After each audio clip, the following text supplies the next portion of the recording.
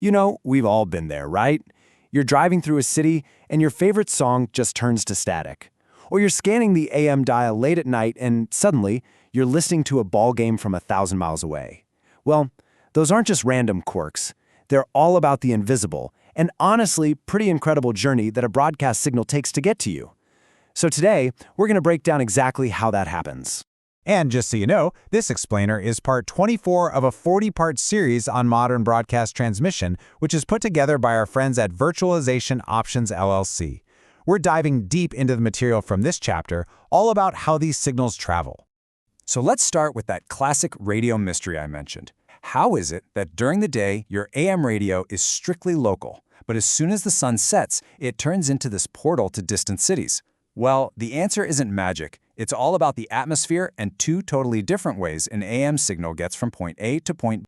So here's our game plan. We'll start with the basics of that journey. Then we'll get into the two secret lives of AM radio. After that, we'll see how different that is for FM and TV signals, which take a much straighter path. We'll also look at what happens when those signals get all messed up, and finally, how engineers can actually map out these invisible waves.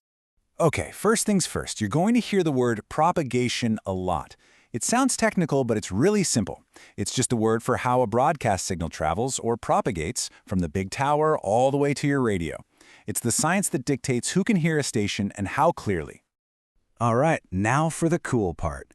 AM radio is totally unique. Its signals basically have a split personality.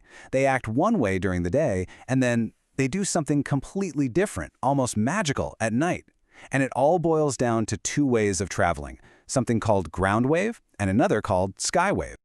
Okay, so think of it like this. During the day, AM travels as a ground wave. It literally hugs the surface of the Earth. It's predictable, it's reliable, but at night, a whole new path opens up, the sky wave. This signal shoots way up into the atmosphere, bounces off a layer up there, and comes back down to Earth hundreds or even thousands of miles away. Let's zoom in on that ground wave for a second. Because these radio waves are following the curve of the Earth, what's on the ground matters a lot. A signal will travel way farther over something conductive, like salt water, than it will over dry sand. That's why AM stations near the coast often have this amazing reach during the day. So what does that look like in the real world? Well, for your average AM station, you're talking about a reliable coverage area of maybe 50 to 100 miles during the day. That's their predictable bubble that serves the local community.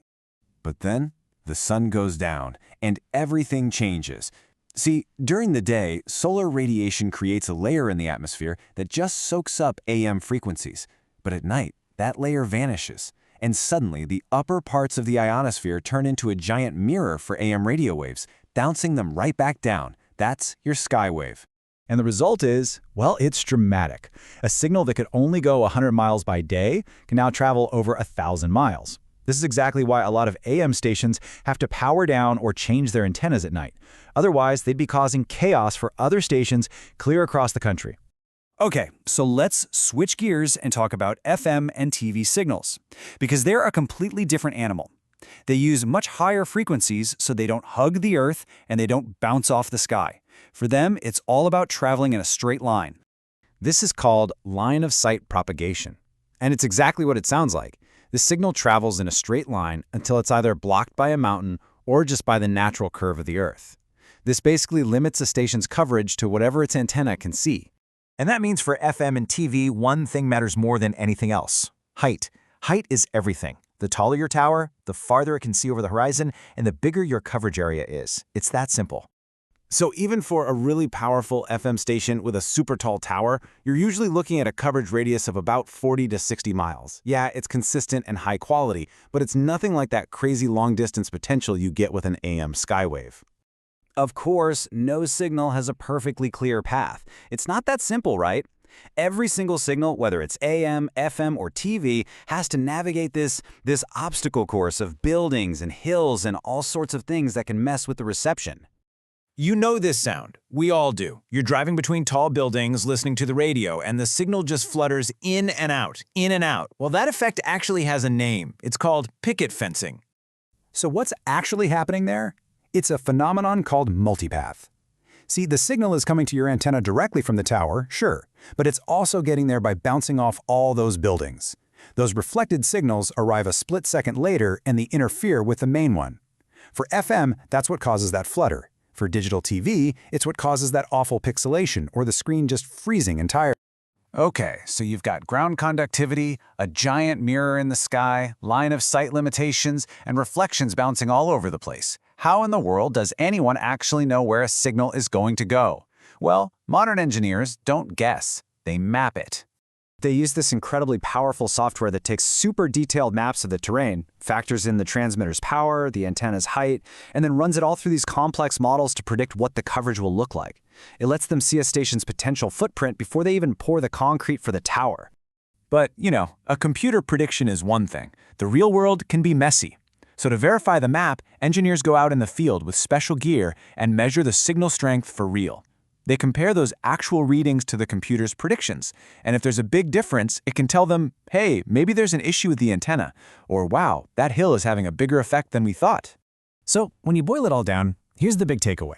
Every single type of broadcast signal takes its own unique journey, and understanding the physics of that trip, whether it's hugging the ground, bouncing off the sky, or just going in a straight line, that's the whole ballgame.